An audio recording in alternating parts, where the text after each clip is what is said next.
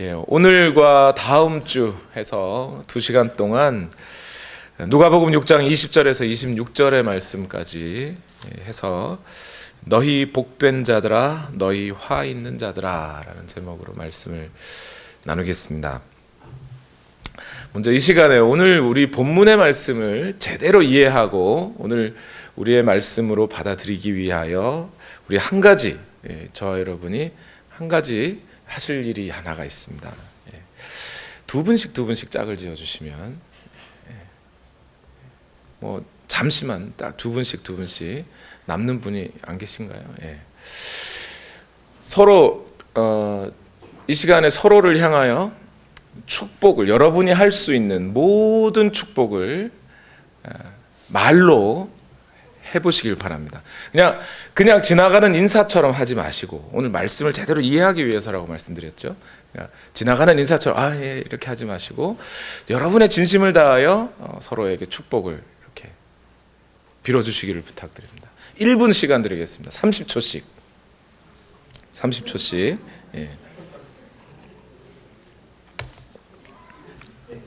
여러분의 마음에 있는 최선의 축복을 해보시기를 바랍니다.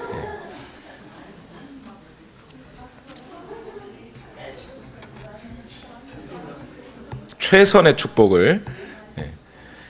혹시 동영상을 보고 계신 분들이 있다면 동영상을 보고 계신 분들도 한번 해보시기를 바랍니다.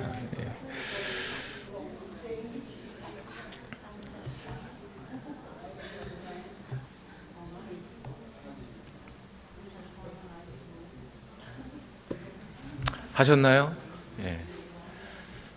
여러분, 하셨어요?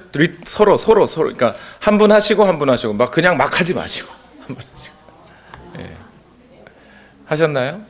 자, 이제 저를 봐주십시오. 최선으로, 최고로 여러분이 갖고 있는 모든 축복을 다해서 상대방에게 축복을 하려면 어떻게 해야 되는가요? 물건을 축복하면 되나요? 오늘 귀걸이 참 예쁘시네요. 그건 최선의 축복이 아니죠. 물건에다 축복하는 거죠. 그거는 사람에게 축복을 해야 최선의 축복이 돼요. 또 사람에게 축복을 한다 그래도 야, 오늘 헤어스타일이 참 예쁘시네요 한다고 해서 그게 최선의 축복이 되지 않습니다. 그렇죠? 그냥 물건이나 어떤 사실 뭐 그런 거에다 축복을 한다고 축복이 최선의 축복이 되지 않습니다. 그 사람에게 축복을 해야 돼요. 그런데 이집트, 로마, 그리스 같은 문화권에 있는 사람들도 옛날부터 아주 축복이라는 것을 늘 습관적으로 해오고 살았답니다. 오늘날에만 막 서로 너는 담장 너머로 뻗은 나무, 사람이 나무가 되면 어떻게 될지 모르겠는데 그렇게 축복을 해요. 근데 오늘날만 그런 게 아니라 옛날에도 많이 했답니다.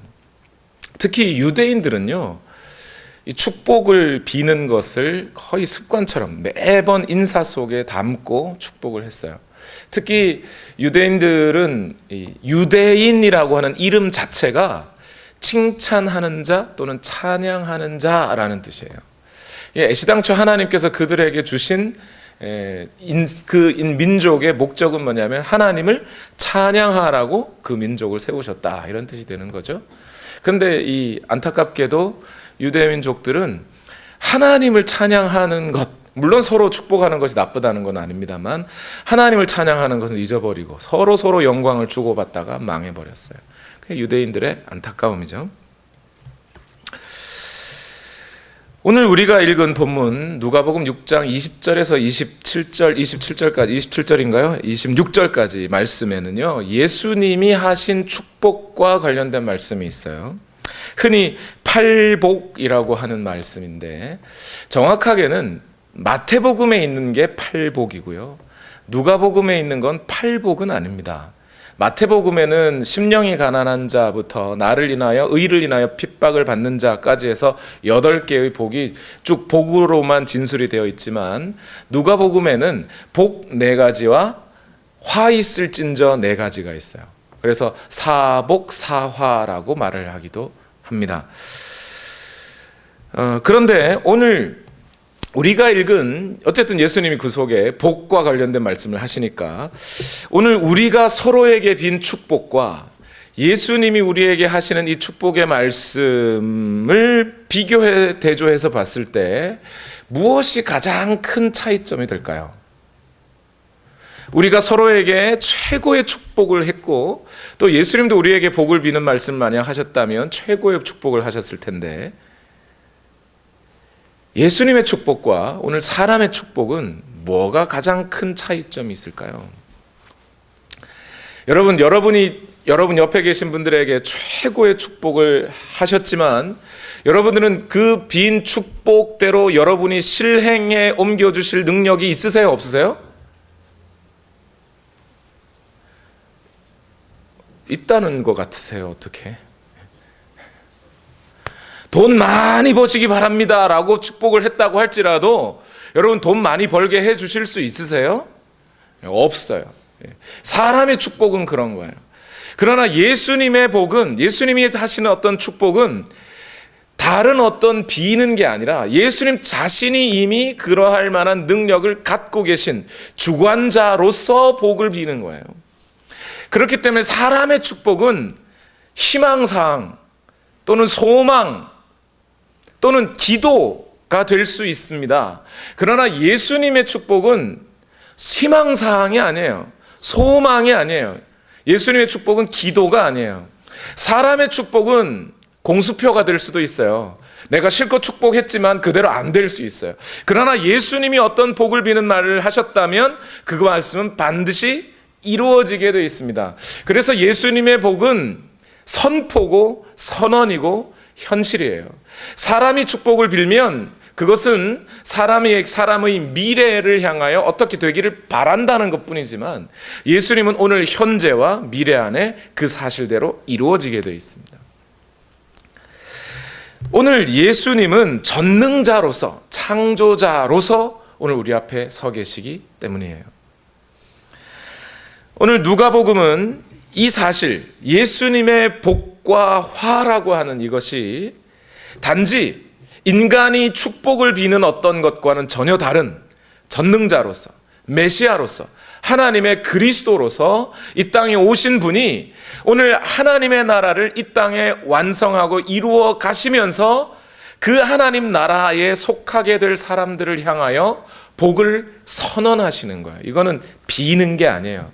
예수 그리스도보다 높은 어떤 다른 분에게 복을 빌어서 그 다른 분이 복을 부어주는 게 아니라 예수님 자신이 그러한 사람들에게 복을 선언하시는 것이 되는 거예요. 그래서 누가는 이 사실을 강조하기 위해서 오늘 평지설교, 그러니까 사복사화가 포함되어 있는 평지설교, 누가복음 6장 20절에서 49절까지의 말씀을 매우 치밀하게 맥락을 쫙 연결을 했어요. 무슨 얘기냐면 오늘 누가복음의 순서를 여러분 지난 누가복음 강의를 쭉 들어오신 분들은 이해하시겠지만 가끔씩 제가 이 부분에서 마가복음은 이런 말씀을 합니다 이런 얘기를 할 때가 있었죠. 왜 그러냐면 마가복음과 누가복음이 비슷한 순서로 따라가는 부분이 있거든요. 그리고 거기서 마가복음에는 있는데 누가복음에는 없는 말, 또는 누가복음에는 있는데 마가복음에는 없는 말들을 비교 대조 딱 해보면 누가가 강조하고 있는 내용이 뭔지를 알 수 있을 때가 있어요. 그래서 이 비교를 쭉 해봤더니 놀랍게도 누가복음의 이 누가는 처음에 마가복음의 순서를 쭉 따라갑니다. 스토리텔링이 쭉 따라가다 갑자기 오늘 부분에 와서는 마가복음의 내 순서를 딱 버리고 마태복음의 순서를 비슷하게 또 따라갑니다. 누가가 마태를 보고 베낀 건지 마가복음을 보고 베낀 건지 그건 잘 모르겠습니다. 근데 비슷한 점들이 있어요. 그래서 대조를 한번 해봤어요.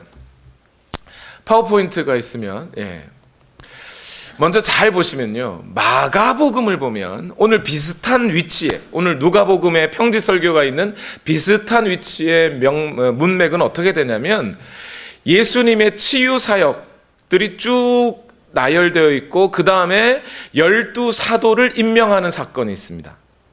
치유 사역을 A라고 하고 12사도를 임명하는 것을 B라고 해놓으면 누가복음으로 넘어가면 어떤 얘기가 나오냐면 먼저 12명을 임명을 하십니다. 예수님이.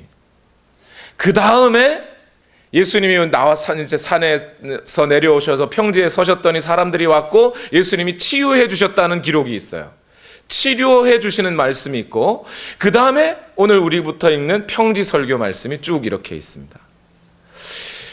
비슷한 마태복음으로 가보니까 거기 역시 치유 사건이 있긴 있어요. 치유 사건을 A라고 놓으면 치유 사건 다음에 바로 산상설교가 나와요.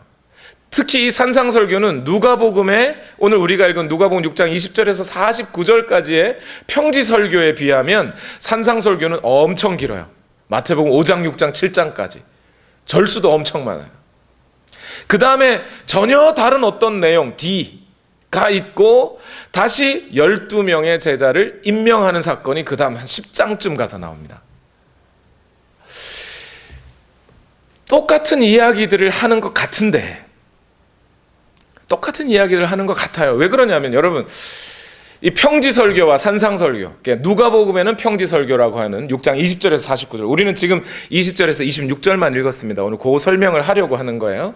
20절에서 29절까지의 평지설교와 그다음 마태복음 5, 6, 7장의 산상설교가 놓여있는 위치가 딱 보면 이게 서로 뭐가 문맥이 서로 달라요. 뭐가 진짜일까요?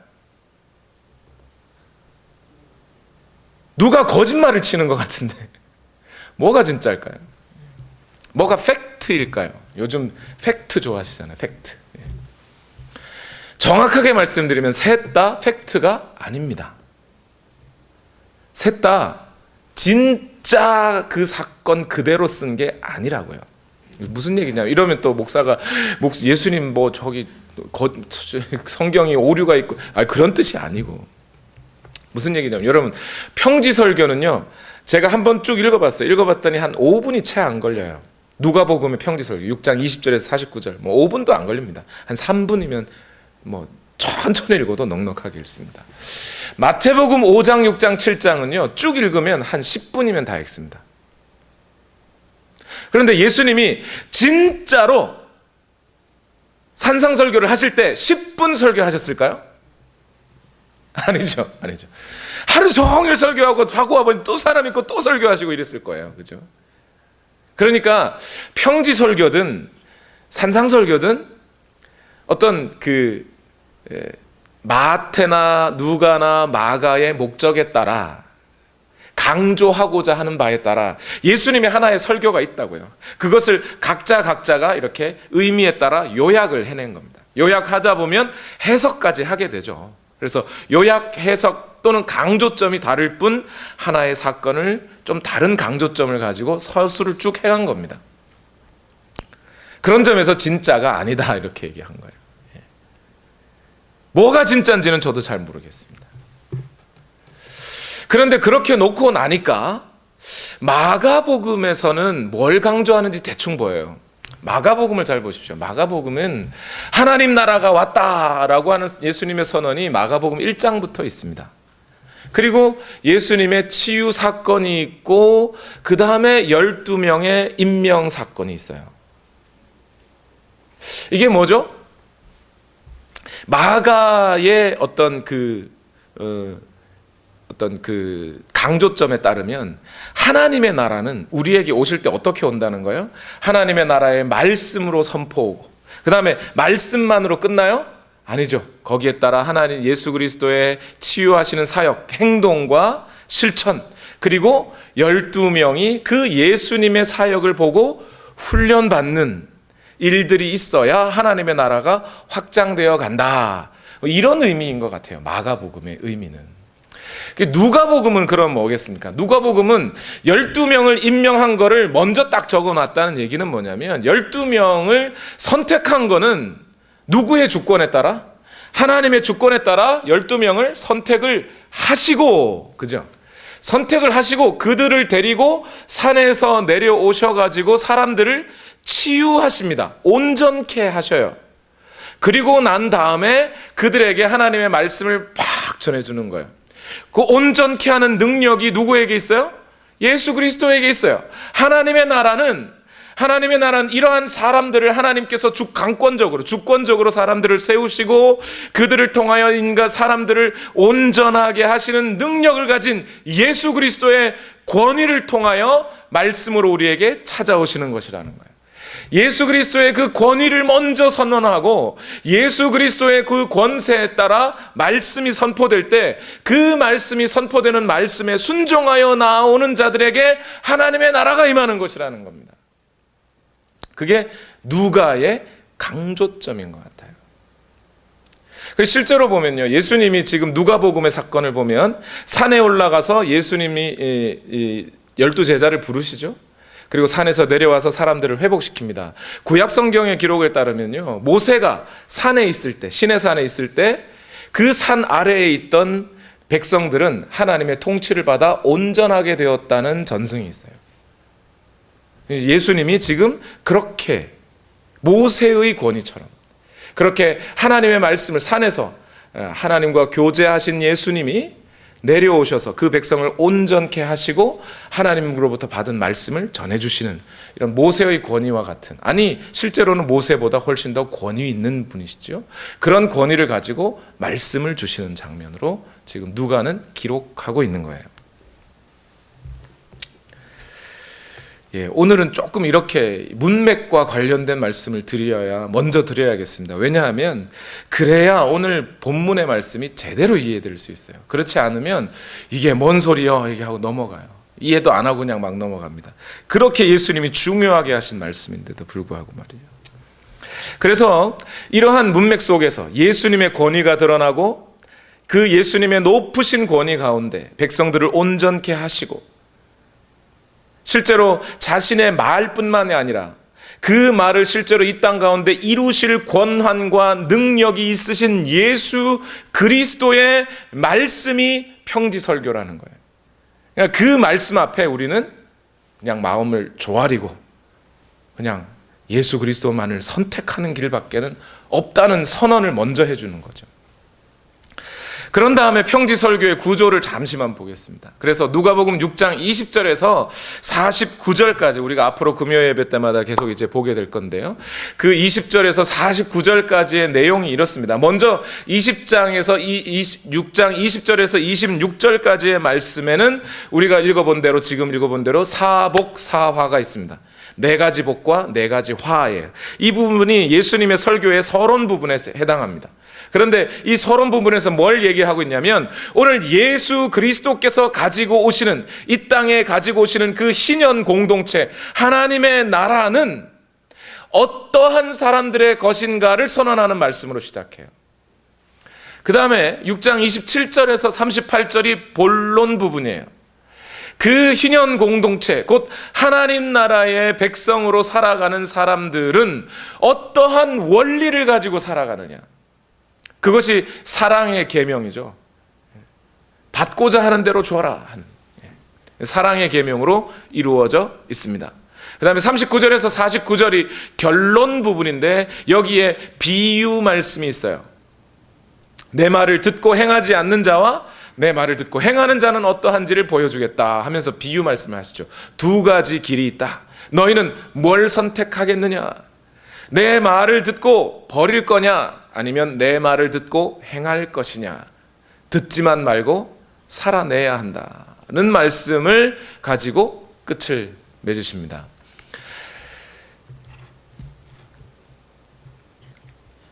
이제 이 평지설교의 첫 번째 부분인 6장 20절에서 26절 부분이 이 사복사화로 되어 있다고 말씀드렸죠. 그리고 예수님의 평지설교의 도입 부분에 해당하고, 앞에서 지금 말씀을 드렸어요. 어떤 문맥 가운데서요? 지금 하나님의 나라를 확장해가는 그리스도로 이 땅에 오신 메시아, 그분이 하나님의 나라를 지금 시작하고 계신데 그 하나님의 나라가 어떠한 자들에게 찾아올 것인지를 말해주고 있는 이 사복사화는 우리가 흔히 어떻게 오해해버렸냐면, 사람이 어떤 태도로 살면 나중에 복을 받는다는 방식으로 잘못 오해를 하죠. 그래서 어떤 말씀들이 있죠. 목사님들이 설교하시면서 복 받는 사람들을 보면 복 받을 짓을 하더라고 이렇게 얘기해요. 무슨 얘기죠? 복 받을 일을 했으니 복을 받더라. 이때 복 받을 일은 뭐예요? 하나님의 마음에 드는 일을 했고, 그 다음에 복을 받은 건 뭐예요? 돈이나 기업이 번창하거나 지경이 넓어지거나 뭐 이러한 것으로 해석을 하게 됩니다. 화가 있다면 화가 입을 만한 행동을 했고 그 행동에 보응하여 하나님이 화를 주신 것으로 해석을 합니다. 맞아요? 성경의 말씀을 전체적으로 비춰보면 그러합니까? 성경 그 어느 곳에서도 그런 얘기를 한 곳은 단 한 군데도 없습니다. 그런데 오늘날 기독교는 이 복과 화에 대한 말씀을 그렇게 저질스러운 것으로 바꿔버리고 말았어요. 그래서 이런 설교들을 많이 하잖아요. 할 수 있다. 하면 된다. 아침에 일어나서 잘 되는 날을 상상해보라고, 20번, 30번이라도 성공할 수 있다고 외쳐보라고, 그러면 성공한다고. 그 말 한마디에 속아서 수많은 사람들이 거기 모여 있잖아요. 기독교가 아니에요. 그건 예수님의 말씀이 아니에요. 이 사복사화의 말씀을 제대로 이해하기 위해서는 전체 문맥과 예수님이 말씀하고 있는 이 상황이 매우 중요하다는 거예요. 예수님은 그냥 앞뒤 없이 뚝 복 있는 사람은 이러고 화 있는 사람은 이러고 설명하신 게 아니에요. 모든 상황 가운데, 그리고 특히 누가는 예수님이 그냥 복에 대한 선포를 하시면서 그냥 선포하신 게 아니라 지금 배고픈 자, 아니면 너희 가난한 자, 이렇게 하시면서 예수님의 그 상황 속에서 말씀하고 계시다는 걸 누가는 강조하고 있어요. 마태복음에는 그런 얘기가 없어요. 마태복음에는 그냥 심령이 가난한 자는 복이 있나니로 가잖아요. 근데 누가복음의 평지설교의 이 사복사화는요, 너희라고 얘기하고 있어요. 제자들을 향하여 너희 가난한 자는 복이 있나니 이렇게 말하고 있어요. 또 심령이 가난한 자 다음에 나오는 애통하는 자는 복이 있나니, 마태복음에는 그냥 애통하는 자 3인칭으로 그러한 자는 복이 있나니 돼 있어요. 그런데 누가복음의 이 사복사화에는 지금이라는 말이 들어가 있어요. 이 지금이라는 말을 이해해야 된단 말이에요. 그래서 지금 제가 문맥 이야기를 쭉 해드리는 겁니다. 그래서 오늘 우리 본문에 먼저 누가복음 6장 20절에서부터 26절까지의 사복사화 중에 오늘 우리가 조금 더 집중해 볼 말씀 20절에서 21절 말씀을 한번 읽어보겠습니다. 시작. 예수께서 눈을 들어 제자들을 보시고 말씀하셨다. 너희 가난한 사람들은 복이 있다. 하나님의 나라가 너희 것이다. 너희 지금 굶주리는 사람들은 복이 있다. 너희가 배부르게 될 것이다. 너희 지금 슬피 우는 사람들은 복이 있다. 너희가 웃게 될 것이다. 또 6장 24절과 25절 말씀을 읽어봅시다. 시작. 그러나 너희 부요한 사람들은 화가 있다. 너희가 너희의 위안을 받고 있기 때문이다. 너희 지금 배부른 사람들은 화가 있다. 너희가 굶주리게 될 것이기 때문이다. 너희 지금 웃는 사람들은 화가 있다. 너희가 슬퍼하며 울 것이기 때문이다. 그래서 지금 읽어보시니 어떻습니까? 문맥을 좀 이해를 하고 읽어보니 그냥 우리가 앞뒤 없이 그냥 복이 있다, 화가 있다 했던 말과는 좀 달라져 있죠. 벌써 본문이요. 지금 누가복음의 이 사복사화는 예수님이 이렇게 행동하면 이런 복을 받을 거야 얘기가 아니라, 예수님의 축복은 우리 인간들의 축복과 달라요. 우리의 인간의 복은 기도나 비는 것이 될 수 있지만, 그러나 예수님의 복은 선언이고 선포예요. 이것은 반드시 이루어지는 것이고 오늘 현실을 분석하신 것이고 또한 미래에 이루어질 말씀까지를 포함하시는 거예요. 그래서 예수님이 말씀하시고 있는 것은 오늘 하나님의 나라를 내가 지금 이 땅에서 실현시켜 가고 있는데, 이 하나님의 나라에 합당한 사람이 누구냐? 이 하나님 나라에 들어와 그 안에서 하나님의 생명을 누리고 살 사람들은 과연 복이 있는 사람들이지만, 그러나 그렇지 않은 사람들은 안타까운 사람들이다 하고 예수님이 갈라놓고 있는 거예요. 그래서 사복과 사화가 순서대로 짝이 맞춰져요. 그래서 제가 지금 20절, 21절 그리고 24절, 25절을 먼저 읽었습니다. 마지막 네 번째 복은 다음 주에 하겠습니다. 첫 번째 복과 첫 번째 화는 어떤 것이었나요? 어떤 사람이 복이 있다고 먼저 말씀하셨죠? 가난한 자들이 복이 있고 부요한 자들은 화가 있다라고 얘기를 하셨어요. 자, 여러분, 가난을 경험해 보셨습니까?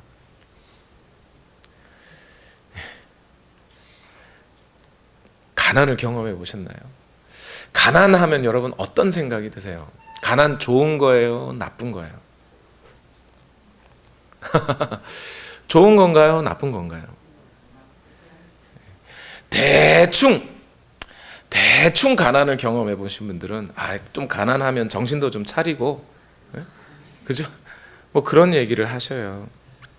내 부족함을 발전시키는 데 있어서 내가 좀 가난도 해보고, 그죠? 뭐 젊었을 때 고생은 사서도 한다는데 그거 다 인생의 약이 되고 뭐 그런 얘기를 해요. 근데 정말 지독하게 가난을 겪어본 사람들은 다시는 겪고 싶지 않은 거죠. 안 그랬으면 좋겠어요. 다시는 안 그랬으면 좋겠어요. 그게 가난을 겪어본 사람, 진짜 겪어본 사람의 마음이죠. 그런 사람들은 가난은 절대로 좋다고 말하지 않아요. 왜 군대도 그렇잖아요. 군대 대충 갔다 오신 분들은 군대 얘기하면 막 신나서 얘기하시는데 정말 지독하게 경험하신 분들은 말도 꺼내기 싫어요. 그죠? 그런 것처럼 가난이 그래요. 그런데 예수님은 지금 이렇게 말해요. 지금 가난한 너희들이요. 너희들에겐 복이 있다. 지금 가난한 너희들은 복이 있다. 마태복음처럼 심령이 가난한 자가 아니고요. 마태복음엔 심령, 영적으로 가난한 자 이렇게 되어 있지만 예수님은 지금 진짜 가난한 사람들을 놓고 얘기하는 거예요. 눈앞에 제자들 놓고 너희 가난한 자들은 이렇게 말하고 있잖아요. 그러니까 실제로 가난한 사람들이 복이 있다는 겁니다. 부유한 자들은요 화가 있다는 거예요. 큰일 났네. 나는 요즘 돈 많이 벌었는데 화가 있다니. 자, 여기서 일단 물질적으로 실제로 가난하고 부유한 것의 차이를 예수님이 일단 두셨습니다.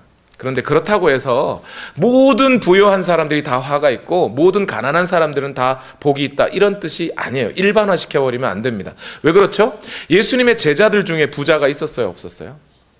있었죠. 바로 직전에 마태가 직업이 뭐였어요? 세리. 돈 많이 버는 사람. 그뿐만인가요? 예수님이 만났던 사람들 중에 니고데모, 돈 많은 사람이잖아요. 아리마대 요셉, 돈 많은 사람이잖아요.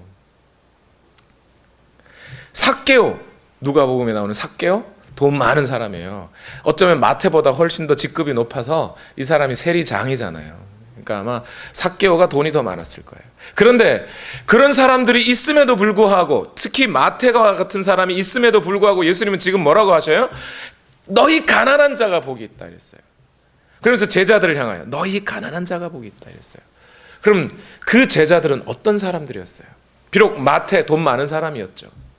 그러나 예수 그리스도를 만나고 하나님의 나라를 눈앞에 두고서는 자신의 직업도 포기해버렸어요. 물론 그렇다고 제가 보니까 완전히 포기한 건 아니더라고요. 잔치할 돈은 남겨뒀던. 그런 걸 봤을 때 예수님은 지금 절대적인 가난과 절대적인 어떤 부요함만을 얘기하는 게 아니라 왜 가난한지를 얘기하고 있는 거죠. 또 제자들 중에 베드로와 안드레, 야고보, 요한 이런 사람들 직업이 뭐였어요? 어부였어요. 그런데 그 어부들은 예수 그리스도를 만난 후 어떻게 했죠? 자기의 배와 그물을 버리고 주를 쫓으니라 이랬단 말이에요. 즉 부요함 앞에, 지금 자기 앞에 부요함과 돈과 하나님의 나라가 있는데 그 둘 중에서 과감하게 하나님과의 관계, 예수 그리스도와의 관계 때문에 과감하게 자신의 재산을 포기할 줄 아는 사람들, 그래서 실제로 그런 삶을 사는 사람들은 어때요? 거의 대부분 또 부자였더라도 가난해지더라는 거죠. 그래서 예수님은 너희 가난한 자들은 복이 있다. 하나님의 나라가 너희 것이다. 이렇게 선언하고 계세요. 지금 누가가 강조하는 것은 단순히 검소하게 살아라, 배고프게 살면 하나님이 나중에 물질 복을 준다, 이런 뜻이 아니라 과연 너희에게 하나님이 제일 중요하냐, 돈이 제일 중요하냐, 여기서 지금 결정해라. 너희가 만약 하나님을 선택한다면 너희에게는 복이 있지만, 그것 자체가 이미 복이지만, 그러나 여전히 돈을 선택하고 있다면 너희는 화가 있는 자이다 라는 얘기를 하는 거예요. 그래서 너희 부유한 자들은 화가 있다. 여기서 화는 어떤 뜻이냐면 마음에 막 불이 있어서 화가 있다 이런 뜻이 아니고요. 에휴, 이런 뜻입니다. 화가 있다는 것은 안타깝다, 안 됐다, 에이구, 이런 뜻이에요. 그러니까 너희 부유한 자들이여, 에휴, 너희는 그걸로 끝나겠구나. 그 돈 가지고 하나님의 나라 대신에 그 돈을 선택한 너희여, 그래, 이 땅에서 부유하게 살아라. 그러나 그것으로 끝이다. 하나님 나라의 부유는 너희에게는 없다. 이런 뜻이 되는 겁니다. 그래놓고 여러분 가만히 한번 생각해 보세요. 지금 누가가 강조하고 있는 것은 하나님 나라, 예수 그리스도를 통해 이 땅에 임하고 계신 그 희년 공동체의 가치와 너희 손에 쥐어진 돈의 가치와 그 둘 중에 너희는 무엇을 더 선택하느냐 하는 거죠. 그렇다면 우리가 한번 생각해 봐야 돼요. 여러분, 돈이 뭔가요 도대체? 돈이 뭐예요? 여러분, 돈이라는 것이 손에 잡히던가요? 그냥 돈, 캐시, 그 캐시만이 돈이 아니죠. 그 캐시를 돈이라고 한다면 전 돈 한 푼 없는, 캐시가 없어요. 캐시가 돈이 아니잖아요. 그렇죠? 돈이 뭔가요? 실체가 있던가요? 실체도 없어요. 그렇죠? 표시만 돼요. 은행의 잔고 숫자로 표시는 돼요. 그래서 그 숫자가 많으면 많을수록 내 삶이 편하긴 편해요. 그런데 그걸 거꾸로 찾아서 돈이 뭔가 하고 찾아서 올라가 봤더니 잡히는 게 없어요. 어느 날 갑자기 은행 전산망이 고장이 나서 내 은행 잔고에 빵원 이렇게 쓰여져 있으면 나는 그가 금세 빈털터리가 되는 거예요. 돈이라는 게 원래 그런 거더라는 거예요. 아무것도 아니에요. 그렇죠? 그냥 사람들이 공통적으로 가치를 담아놓은 어떤 것이 있는데 그저 물물교환할 수단이기도 하고 환율이라는 것도 있고 있는데 가만히 그 궁극적인 실체를 찾아가 보면 아무것도 없어요. 그것이 우리가 인생이 끝날 무렵에 우리 인생을 위하여 돈은 내게 무엇을 해주지 않습니다. 절대 안 해줘요. 어리석은 부자의 비유에서 그 성경이 말하고 있는 바가 그것 아닌가요? 올해 수확이 많았다. 곡간을 가득 채워놓자. 할렐루야. 할렐루야는 안 했겠군요. 곡간, 그 수확이 더 많았으니까 더 크게 짓자. 그리고 내 호의호식 해보자. 그때 하나님이 나타나 너에게 말할 때, 오늘 내 목숨이 이거 끝나면 이 모든 것이 누구 것이 되겠느냐? Nobody knows. 아무에게도 가지 않아요. 그냥 사라져버려요. 아무것도 아닌 거예요. 그게 돈이라는 거예요. 그런데 여러분, 하나님의 나라는 어떤가요? 하나님의 나라는 눈에 보입니까? 안 보여요. 하나님의 나라는 눈에 보이는 게 아니에요. 성경은 분명히 선언했어요. 하나님의 나라는 여기 있다 저기 있다 하는 게 아니라고요. 그런데 뭐라고 하셔요? 이미 너희 가운데 와 있다. 우리 손에 잡히지 않는 건 돈과 비슷해요. 눈에 보이지 않는 건 돈과 비슷해요. 그러나 하나님의 나라는 분명히 실체가 있어요. 우리 눈에 보이지 않을 뿐이지. 예수 그리스도께서 이루어 가시고 있는 그 하나님의 나라도, 이 땅 가운데 이루어 주시는 그 하늘 나라도 역시 실체가 있어요. 생명이신 하나님이 그것을 이루어 가고 계셔요. 확장시켜 가고 계세요. 하나님은 분명히 살아 계세요. 이 둘 중에 뭘 선택할 거냐는 거예요. 우리 인생 끝날 때 확실한 담보가 되는 하나님의 나라를 선택할 것이냐, 우리 인생 끝날 때 아무것도 해줄 수 없는 돈을 선택할 것이냐. 너희 가난한 자들은 오늘 하나님과 예수 그리스도와 하나님의 나라를 선택하고 이 땅에 있는 것을, 돈을 아무것도 아닌 것으로 볼 줄 아는 너희여 복이 있다. 과연 그 너희가 본 그대로 하나님의 나라가 너희 것이 될 것이다.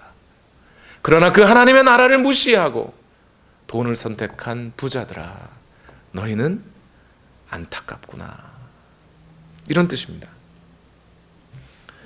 두 번째 복은 뭐였나요? 두 번째 복은요, 굶주린 자들은 어떻게 되고요? 복이 있나니 배부를 것이고, 배부른 자들은 어떻다고요? 화가 있을 것이다. 너희들은 굶주리게 될 것이다. 이렇게 말씀하고 계세요. 여러분, 여기서도 마찬가지죠. 예수님이 뭐라 그래요? 너희 굶주린 자들아. 배고파 보셨습니까, 여러분? 얼마나 배고파 보셨습니까? 며칠 굶어 보셨나요? 다이어트 말고요. 다이어트 말고 정말 배고픈 거. 이거 정말 하기 싫은 거잖아요. 그렇죠? 다이어트는 먹을 게 넘쳐나는데 애써 나의 몸매를 위해서, 쉐입을 위해서 안 먹는 거고요. 없어서 못 먹는 경우, 당장 내일 끼니가 없어서 전전긍긍해야 되는 배고픔, 굶주림. 그런데 예수님은 그 굶주림이 복이 있다 하셨어요. 그 굶주린 것 자체가 복된 것이다. 그러면서 예수님이 여기다가 오늘 22절에 21절에 들어와서는 예수님이 앞에 20절에는 없는 말을 첨가하셨어요. 20절에는 너희 가난한 자들은 이랬는데 21절에 들어와서는 너희 지금 굶주린 자들아 이렇게 했어요. 근데 지금이 언제예요? 지금 예수님이 산에서 내려오셔서 평지에 서셨고 제자들이 나왔고 12사도가 앞에 서 있고 수천 명의 사람들이 그 앞에 와 있어요. 근데 이 사람들은 어디로부터 와 있어요? 예루살렘에서, 온 유대에서 저 두로와 시돈에서까지 찾아왔어요. 오려니까 어떻게 와야 된다고요? 여러분 지난주 기억하시나요? 1주일, 2주일을 걸어서 와야 돼요. 도시락이라도 싸올 수 있어요. 일주일치 양식 들고 걸어와요? 못 걸어와요. 그러니까 어쩌다 하는 중간에 하나씩 까먹어야 돼. 그리고 예수 그리스도와 관계 맺기 위하여 오늘 찾아왔는데 와보니 어떻게 해요? 배가 고파요. 죽겠어요. 너희 지금 배고픈 자들아, 너에게 복이 있다. 이 사람들이 왜 굶주려 있는 거예요? 지금 예수 그리스도 때문에, 예수 그리스도와 관계 맺기 위하여, 그분의 가르침 앞에 내가 그 가르침을 받아들이기 위하여 지금 와 있단 말이에요. 그 지금 와 있는 그들이, 배고픈 너희는 복이 있다. 하나님이 너희에게 뭘 차려주실 거라고요? 그러니까 너희는 복이 있나니 배부르게 될 것이며 이랬어요. 배부르게 될 것, 이건 수동태잖아요. 이거 디바인 패시브예요. 하나님이 배부르게 해줄 거라는 거예요. 하나님이 뭐 해주는 거예요? 밥상 차려주신다는 거예요. 여러분 이거를 우습게 보지 마십시오. 시편 23편에 뭐라 그러죠? 원수의 목전에서 내게 밥상을 베푸시고, 그 상이 상장이 아니고 밥상이죠. 밥상. 그죠? 그런데 배부른 자, 너희 지금 배부른 자들 이랬어요. 지금 배부른 자들. 이 지금 배부른 자들은 어떤 자들이에요? 예수님이 가르칠 테면 가르쳐라. 하나님의 나라가 올 테면 오라라. 일단 내 배부터 불리고 보자. 그죠? 이기적인 욕심에 옆에 사람이 굶어 있더라도 내 도시락은 내가 까먹고, 예수님이 말씀하시든 말든 지금 나는 내 배고픈 게 우선이야. 내 배부터 불리운 자들, 그러한 자들은 어떻게 해요? 화 있을진저 안타깝다. 너희는 하나님이 배부르게 해주시지 않을 거야. 오히려 굶어서 죽게 될 수 있어. 특히 이 배부름이라는 말은요, 구약 성경에는 두 가지 의미가 있어요. 구약 성경을 살펴보면 첫 번째는 뭐냐면 하나님이 배부르게 해주신 것, 하나님에 의해서 배불려진 것. 이건 뭐죠? 이거 말로 우리가 흔히 말하는 복이죠. 복 받았어요, 그 사람. 그런데 구약 성경의 배부름은요, 또 하나가 더 있어요. 하나님과 관계없이 그냥 배부른 거. 하나님과 관계없이 그냥 배부른 거. 이것을 구약성경은 매우 극단적으로 미워합니다. 예를 들면 이스라엘 백성들이 출애굽해서 광야를 하니까 어떻게 해요? 배고프죠. 그랬더니 이 사람들이 뭘 기억해요? 이집트에 있을 때는 고기도 먹었는데, 이집트에 있을 때는 어떤 상태였어요? 하나님과 관계없이 배만 부른 거. 그걸 가지고 하나님 뭐라 그래요? 열 받으셨죠, 하나님. 이런 나쁜 놈들. 그래서 오늘 여러분 배고프실 때, 지금 이 예수님의 말씀은 배고픈 자들과 배부른 자들 이야기하는 겁니다. 실제로 배고프고 배부른 자들. 그런데 그 배고픔과 배부름이 어디서부터 왔느냐? 왜 배고프고 왜 배부르냐? 그걸 묻고 계신 거예요. 저는 이것을 매우 좀 좁은 의미에서 좀 적용을 해보면, 여러분 예배드리기 위해서 배고파 보셨습니까? 배고플 정도로 예배드려 보셨습니까? 하나님을 예배하기 위해서 예배당으로 가는데 나 배고파요. 당장 알바 뛰어러 가야 되겠어. 예배가 어디 내 배부른 게 먼저지. 그러지 않고 쫄쫄 굶은 배를 그냥 쥐어잡고 그래도 하나님 앞에 예배하는 것이 우선이야. 하나님이 살아계시기에 하나님을 예배해야지 하고 그렇게 나와 보셨어요? 그러한 자들에게 지금 복이 있다. 예수님 지금 말씀하고 계신 거예요. 세 번째 복의 말씀이 있어요. 우는 자들은 복이 있고 웃는 자들은 화가 있다. 아유, 이거 못 웃겠네. 그래, 난 웃으면 안 되나? 예. 여러분, 운다, 웃는다. 이 말은 뭐죠, 지금? 단순히 애통한다 이런 차원을 넘어서 여러 가지 상황에서 울 수도 있고 웃을 수 있죠. 우는 것은 웃으면서도 사람이 울 수 있잖아요. 너무 기뻐서 울 수도 있고요. 그런 여러 가지 울 만한 이유들이 있지만, 그럼에도 불구하고 오늘 우는 것은 예수님이 또 붙였어요. 여기다가 뭐라고요? 지금 우는 자들아. 지금 우는 자들아. 여기서 지금이 언제예요? 예수님이 하나님의 나라를 확장해 가는데 반대 세력이 있어요, 없어요? 있어요. 그 사람들이 예수 그리스도를 막 박해하고 놀리고 예수님 따라서 다니는 사람들을 비아냥거려요. 그럼에도 불구하고 예수 그리스도만이 진리시요, 예수 그리스도만이 하나님의 아들이시고 그분이 살아계신 하나님의 아들 그리스도 예수이시기 때문에 나는 그분의 말씀을 들어야 한다고 다른 사람들의 비난을 받아가면서 오늘 예수 그리스도 앞에 울며 나와 있는 자들 있겠죠, 그 자리에. 그러나 반대로 그 울며 나와 있는 자들을 비아냥거리고 웃으면서 손가락질하고 있는 사람들도 있겠죠. 왜 울고 왜 웃느냐는 거예요. 예수 그리스도 때문에 울고 있느냐? 그들은 복이 있다. 웃게 될 것이다. 예수 그리스도 때문에 비웃는 자들이 있느냐? 화가 있다. 그들은 울게 될 것이다.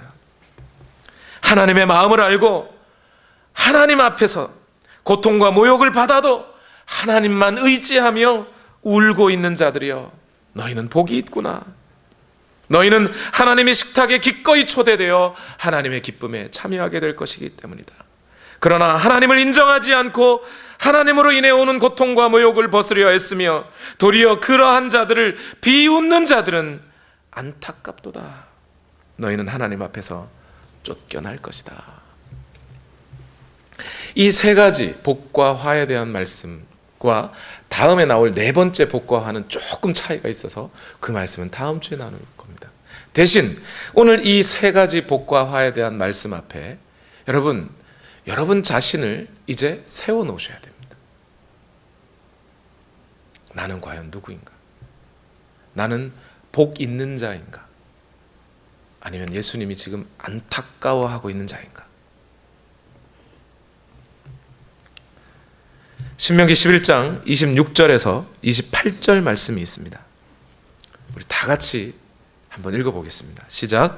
보십시오, 내가 오늘 당신들 앞에 복과 저주를 내놓습니다. 오늘 내가 당신들에게 명하는 주 당신들의 하나님의 명령을 귀담아 듣는 사람은 복을 받을 것이며, 주 당신들의 하나님의 명령을 귀담아 듣지 않고 오늘 내가 당신들에게 명한 그 길을 떠나 당신들이 알지 못하는 다른 신들을 따르는 사람은 저주를 받을 것입니다. 이 모세의 말씀과 예수님의 지금 사복사화는 거의 동격이에요. 여러분 한번 생각해 보세요. 모세와 함께 이까지 왔잖아요. 그 가나안 땅 앞에서 다 함께 들어가요. 근데 지금 모세가 뭐라는 거예요? 너희 앞에 복과 저주를 놓았다. 너희가 선택해라 이랬어요. 다 들어가잖아요. 그럼 다 복이네? 그런 뜻이 아니죠, 지금. 거기에 그렇게 물리적으로 들어갔다 할지라도 그 속에는 하나님과 자기 자신의 관계를 바로 세워두고 나는 하나님의 말씀에 순종할 자요 하면서 하나님의 명령 앞에 엎드리고 자기의 존재를 하나님과의 관계 속에서 설정해 놓고 있는 사람이 있단 말이에요. 그건 복을 선택한 자요. 반대로 하나님과의 관계는 무시하고 하나님의 명령을 밀어내며 그 말씀에 순종하지 아니하는 자들이 있다. 그들은 비록 가나안 땅에 들어갔을지라도 그들은 뭐가 돼요? 저주받은 자들이라는 겁니다. 자, 오늘 여러분 앞에 예수님이 복과 저주를 놓았습니다. 여러분 어떤 분이신가요?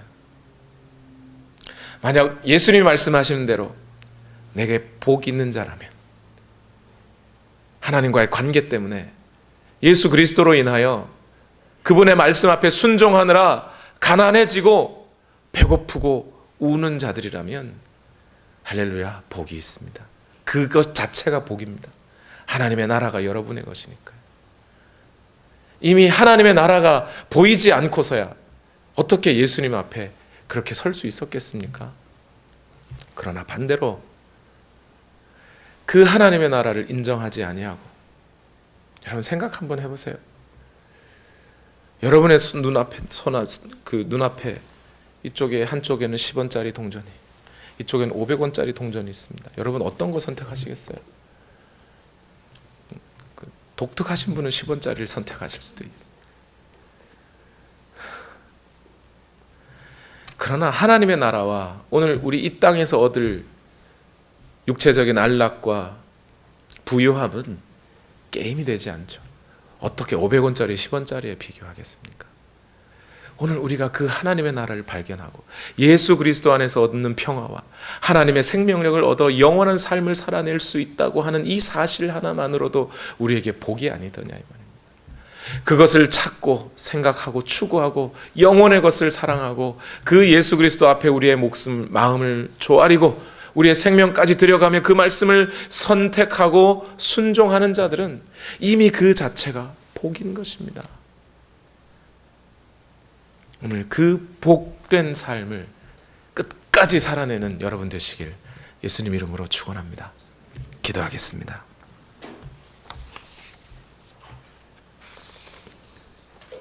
우리 시간 함께 찬양합시다. 내 안에 주를 향한 이 노래, 영원한 노래 있으니 날 향한 주님의 크신 사랑 영원히 찬양하리라. 십자가 그 사랑 찬양하리. 날 구원하신 그 사랑 내 삶을 들여 찬양하리라. 오직 내가 주님만을 선택하고 오직 놀라우신 하나님만 선택하고 하나님의 나라만 바라보며 나아가게 하옵소서. 결단하며 찬양드리겠습니다. 내 안에 주를 향한 이 노래, 영원한 노래 있으니 날 향한 주님의 크신 사랑, 크신 사랑 영원히 찬양하리라. 십자가 그 사랑, 십자가 그 사랑 찬양하. 우리 진실하게 날 구원하신 그 사랑 내 삶을 들여 찬양하리라.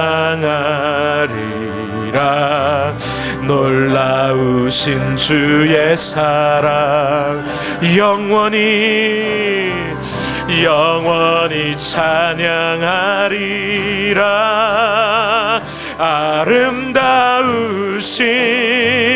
오 놀라우신 형언할 수 없는 사랑, 사랑 오 위대하신 하나님의 사랑, 영원히 찬양. 아름다우신 오 놀라우신 오 놀라운 형언할 수 없는 사랑, 수 없는 사랑 오 위대하신 하나님의 사랑, 님의 사랑 영원히 찬양. 우리 믿음으로 고백합시다. 주와 같은 분 없네, 주와 같은 분은 없네. 이 세상 그 누구도 주와 같은 분 없네, 주와 같은 분은 없네. 이 세상 그 주와 같은 분 없네, 주와 같은 분은 없네. 이 세상 그 누구도 주와 같은 분은 없네, 주와 같은 분은 누구도 비길 수. 아름다우신 우리 주 하나님, 아름다우신 오 놀라우신 형언할 수 없는 사랑, 사랑 오 위대하신 하나님의 사랑 영원히 찬양. 다시 한번 아름다우신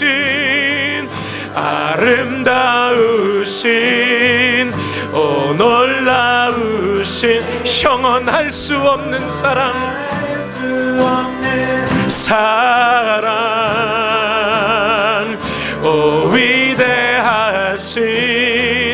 하나님의 사랑 영원히 찬양하리.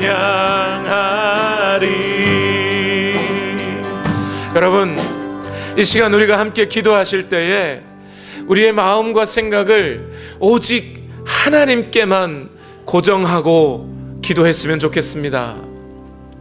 우리의 문제들 좀 뒤로 하고, 이 세상의 근심들, 걱정들 좀 뒤로 하고, 오직 하나님만 집중했으면 좋겠습니다. 예, 물론 이 자리에 있는 모든 분들 하나님의 나라를 선택하고 하나님과 그 예수 그리스도를 위하여 내 삶을 드리겠다고 결단하신 분들이라고 믿습니다. 그런데 때로 우리 마음에, 왜 우리 앞에, 우리 눈앞에는 이 세상의 근심들과 이 세상의 유혹들과 내 삶의 어려움들 때문에 전전긍긍하게 되는 것인지요? 은행 직원들이 위조 지폐를 구분해내기 위해 항상 집중하는 건 진짜 지폐이지 않습니까? 오늘 우리가 하나님을 계속 집중하고 하나님께 마음을 두고 저 하늘 나라에다가 내 마음과 나의 소중한 보물들을 두어야 할 것인데, 때로 우리가 그러하지 못하고 이 세상으로 자꾸 우리의 눈이 돌아갈 때 우리는 하나님께 더 집중하지 못하게 되고 마음의 유혹들이 더 커지지 않습니까? 오늘 이 시간만큼이라도 이런 가정의 문제, 또 저런 경제적인 문제, 이런 것들 다 조금 잊어버리고 나를 사랑하신 그 하나님, 우리에게 구원을 베푸시는 하나님, 영생을 허락하신 하나님, 나를 위하여 아들을 주시고 십자가에 달려 죽기까지